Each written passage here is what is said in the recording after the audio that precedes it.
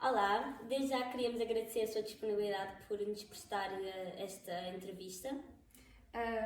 Queríamos agradecer a si, psicóloga Dina Nogueira, por nos conceder esta entrevista, como a minha colega disse. Esta entrevista, como sabe, decorre no âmbito da disciplina de Cidadania e Desenvolvimento. É uma entrevista que faz parte de um projeto chamado Saúde em Tempos de Pandemia, que está a ser realizado pelos alunos da turma do 2º Técnico de Apoio à Infância. Então, acho que podemos proceder à entrevista. Temos algumas questões preparadas e a primeira questão que temos para si é: uma boa estrutura familiar pode evitar um transtorno mental durante, principalmente, o confinamento? Obrigada pelo convite, é com muito gosto que estou aqui presente convosco e podemos de facto começar por aqui, não é? Com esta questão que implica a família e o confinamento que recentemente vivemos e que estamos agora a abandonar assim gradualmente.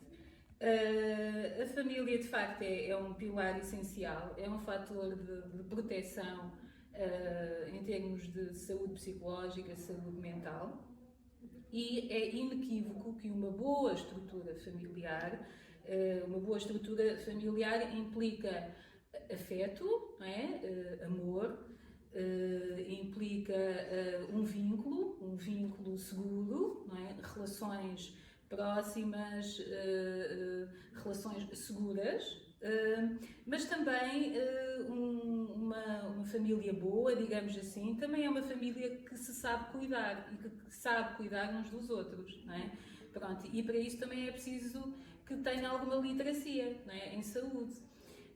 Então uma boa estrutura familiar em que existe afeto positivo, vínculo, não é a família ideal, digamos assim, ou seja, é aquilo que se aproxima disto, não é? Tudo aquilo que se aproximar disto, que é uma família com afeto positivo, uma família com vínculos positivos e seguros, uma família que tenha literacia, que saiba cuidar, que tenha literacia em saúde, que saiba cuidar de si próprio, enquanto indivíduo, mas também uns dos outros, não é? É uma família que tem maior potencial para promover a saúde psicológica em si e nos membros. Pronto, é certo que é um fator de proteção para um desenvolvimento saudável, para o não desenvolvimento de psicopatologia, não só em confinamento, mas no geral, não é? É um fator de proteção para o não desenvolvimento de psicopatologia, é um fator de proteção para o não sofrimento psíquico significativo. Pronto, pelo que sim, a resposta é sim, uma boa estrutura familiar, um bom ambiente familiar é de facto um fator de proteção para evitar problemas de saúde psicológica, não direi propriamente um transtorno, mas problemas ou mal-estar psicológico, digamos assim. Então, durante o confinamento confirma-se o aumento de casos de ansiedade e outras perturbações que afetam o psicológico das pessoas. Será que nos pode esclarecer acerca deste facto e quais os fatores que o influenciam? Sim, de facto verificou-se o maior número de situações de ansiedade. Não sei se foi exatamente perturbações, não é? Se chegou ao ponto, não é, de reunir critérios, não é, para ser de facto uma perturbação, mas situações de uma ansiedade mais excessiva, de uma ansiedade mais disfuncional, e também para além de uma maior de situações de ansiedade mais disfuncional, situações de tristeza, de alguns sintomas depressivos, não é? Quando estamos a falar de sintomas depressivos, não estamos propriamente a falar de depressão, não é? Estamos a falar de alguns sintomas depressivos. Estes dois sintomas, digamos assim, a ansiedade e depressão, ansiedade e tristeza, a preocupação e tristeza, preocupação excessiva e tristeza, foram sintomas muito apontados, muito referenciados, quer em adolescentes, jovens, como também em adultos, não é? Isto tem explica-se por vários fatores também. Nunca nada é unifatorial, não é? Não há só uma razão para que as coisas aconteçam. Há sempre um conjunto de razões, não é? Um conjunto de variáveis, não é? Algumas até genéticas, não é? Porque há pessoas que mais facilmente estão propensas a desenvolver ansiedade excessiva, preocupação excessiva, tristeza mais significativa do que outras, não é? Porque têm estes fatores predisponentes, nomeadamente a genética, que também está a desfavor, digamos assim. Mas pronto, nós de facto somos seres sociais e a pandemia e o confinamento vai-nos trazer o quê? Isolamento. Não é? E com o isolamento ficámos privados de uma série de estímulos e mesmo assim tivemos que continuar a funcionar, continuar a dar, porque ninguém parou de trabalhar, quer dizer, houve pessoas que pararam de trabalhar, mas nós, por exemplo, na escola não parámos de trabalhar, não é? Os alunos também não pararam de trabalhar e em troca muito menos estímulos. Não é? Este desnível, não é? Este desfazamento entre o dar e o receber, não é? Trouxe desequilíbrios, não é? E um deles foi este. E o desequilíbrio traz sempre alguns sintomas associados, nomeadamente isto. O nosso corpo é muito inteligente, responde logo com sintomas, com maior cansaço. Muitos adolescentes, jovens referenciaram isso, né, que se sentiam-se extremamente cansados e, no entanto, não saíam de casa, não é? O cansaço, a melancolia, não é? Já não se usa muito este termo, mas de facto é um bom termo, porque é esta sensação assim de uma tristeza vaga que nos vai, que está ali a pairar, não é? que nós vamos sentindo, a ansiedade. E também tem que ver com isto, não é? Com o isolamento e com a falta de estímulos, mas também com o incerto. Não é? Nós não sabíamos muito bem, e não sabemos, continuamos a não saber, mas quando estávamos em confinamento ainda menos, não é? Tivemos que lidar com o incerto. O que é que vai acontecer? Não é? O que é que vai acontecer agora, a seguir? Não é? Será que eu vou conseguir manter o meu rendimento escolar? Será que o ensino à distância eu vou conseguir adaptar-me bem ao ensino à distância? Será que vou manter as minhas notas? E depois, será que vamos ficar assim até ao final do ano? Será que vamos voltar? Será que não vamos? Há tudo tão incerto, não é? Nos adultos, por exemplo, muitas questões de trabalho versus desemprego, não é? E isto traz preocupação às pessoas, não é? Traz de facto, e legítima, claro, não é? Legítima, é esta necessidade de lidar com o incerto, não é? Do que é que vai ser feito das nossas vidas, não é? Que faz com que as pessoas sintam coisas, não é? E sentir coisas é normal. Agora, sentir ao ponto, não é, de deixar de funcionar, é que já estamos a entrar num nível do patológico, digamos assim, não é? Quando existe um impacto demasiado significativo daquilo que a pessoa está a sentir, em termos de tristeza, de ansiedade, um impacto muito significativo na vida da pessoa, a pessoa deixa de funcionar, deixa de conseguir fazer as suas coisas, e houve de facto alunos que deixaram de conseguir ir às aulas, não é?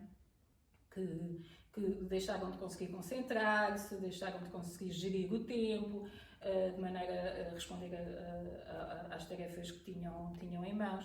Mas também houve muitos alunos, que foi a grande maioria, que conseguiram fazê-lo e muito bem, não é? Pronto. Também não vamos criar aqui um cenário catastrófico, mas de facto é isto, é esta necessidade de lidar com o incerto. E depois um vírus, não é? Um vírus e o medo de ser contagiado. E se eu fico contagiado? E se alguém da minha família fica? E de facto ficaram alguns, e houve famílias que inteiras, não é? Com Covid e que sofreram com isso, e houve de facto situações complicadas, e não podemos passar alheios a isto, não é? Isto foi a realidade, continua a ser, em menor escala, mas continua a ser, e não podemos, é normal sentir isto, não é? É normal que isto tenha um impacto no nosso interior, não é? E daí estas respostas, não é? Mais casos de ansiedade, mais casos de tristeza e provavelmente até mais casos de desenvolvimento, não é, destes sintomas num grau, não é, que ultrapassa o próprio sintoma em si e já entra num domínio de um quadro clínico. Então, mesmo quase a terminar, esta pandemia pode afetar o desenvolvimento das crianças ou jovens? Sim. Afeta sempre, não é? Afeta sempre, porque de facto houve uma alteração de rotinas, de hábitos, todo um conjunto de privações, de preocupações novas, não é? Afeta também os que sofreram com Covid, não é? Ou que tiveram familiares próximos, não é?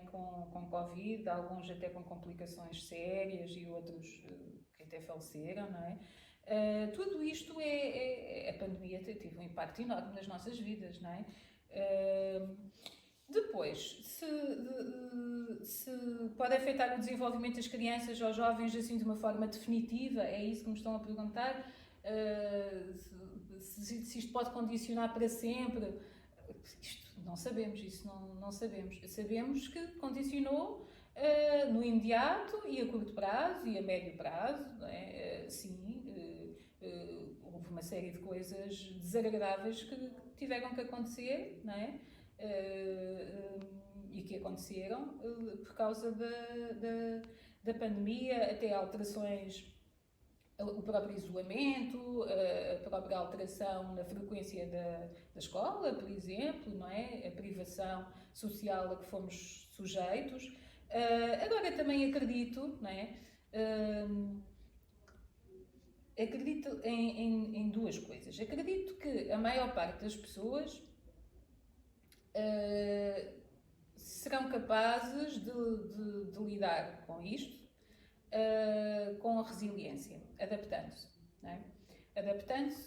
Adaptaram-se, puderam ter momentos assim de maior dificuldade, de maior crise, não é? Mas conseguiram superar, lidaram com essa adversidade e vão prosseguir, não é?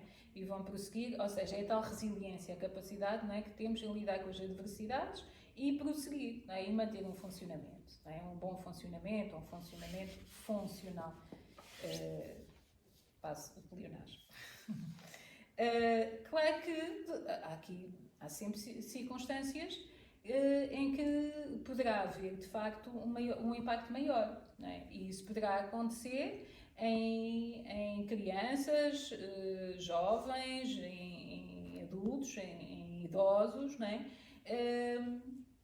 Que provavelmente também já reúnem mais fatores de risco ou maior vulnerabilidade e que não serão tão capazes, né, genéticos, ambientais, etc., familiares, quando logo no início falámos nas famílias, né, e na qualidade das famílias, né, por exemplo, um jovem ou uma criança com uma família em crise, uma família que reúne muitas características de desfuncionamento, não é? É uma criança que vai viver isto ainda pior. Muito obrigada pelo seu tempo. Terminamos assim a entrevista. Achei muito interessante e a minha colega também, e acho que pode ajudar muitas pessoas que estão neste momento a ver a entrevista. Como a minha colega disse, ambas gostámos muito. Pensamos que foi bastante esclarecedor, bastante interessante, e também no sentido mais de apelar. Queríamos saber se tem algo a dizer aos alunos da nossa escola, aos jovens que viram esta entrevista, mais no sentido de ajudá-los diretamente. O que é que nós fizemos, por exemplo, em tempo de confinamento?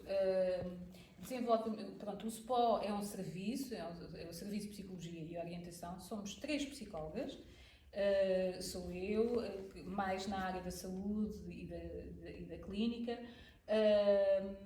É a minha colega Susana Nogueira, que está sobretudo ligada a questões de aprendizagem e de orientação vocacional, de aconselhamento vocacional, e é a minha colega Andreia Gomes, que está em Santa Catarina e também está cá, e que também está ligada à orientação vocacional e a questões de aprendizagem. Pronto, o que é que nós fizemos? Propusemos aos diretores de turma a dinamização de algumas sessões sobre alguns temas. E um deles foi precisamente, isto foi feito à distância também, não é? E um deles foi precisamente a saúde mental e a resiliência, não é? E falou-se bastante estratégias para lidar com a pandemia, com o confinamento, sobretudo. Houve também outros temas, nomeadamente as questões de ansiedade, também foram abordadas. Penso que foi uma ajuda assim, mais generalizada, para além dos nossos atendimentos individualizados que mantivemos e novos pedidos que foram surgindo, e sentimos agora, neste terceiro período, um acréscimo de pedidos, não é? Com muitas situações, de facto, de ansiedade e de maior tristeza, digamos assim. Para além dos atendimentos individualizados, fizemos essas sessões junto de bastantes turmas. O que é que nós podemos sugerir? O mais importante é saberem que existe um serviço de psicologia. Qualquer coisa que precisem, podem procurar-nos presencialmente, podem contactar-nos através do nosso mail, spo@aerbp.pt.